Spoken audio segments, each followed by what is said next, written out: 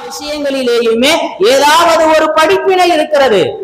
ஆதம் அலைஹிஸ்ஸலாத்தினுடைய பிள்ளைகள் சண்டை போட்டாங்க, ஒருத்தரை கொலை செஞ்சிட்டாரு.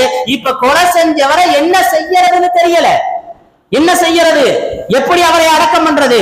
ஸ்கூல்ல படிக்கையில காக்கா கதை ஒண்ணு சொல்லுவாங்க.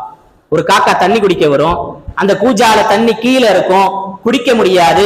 கற்களை எடுத்து போடும், போட்டு போட்டு போட்டு தண்ணி மேல வந்துடும். அப்புறமா காகம் குடித்தது அப்படின்னு தத்துவ இயல்ல, இது மாதிரியான இயற்பியல்ல இந்த ஒரு கதையை அற்புதமாக வடிவமைச்சுக்கிறாங்க.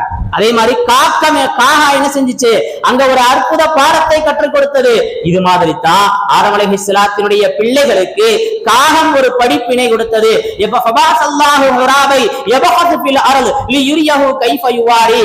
அந்த பிரேதத்தை வைத்துக் கொண்டு எப்படி அதை என்ன செய்யறதுன்னு தெரியாம இருக்கிற நேரத்துல ஒரு காகம் இன்னொரு காகத்திற்காக பூமியில் குழியை தோண்டியது.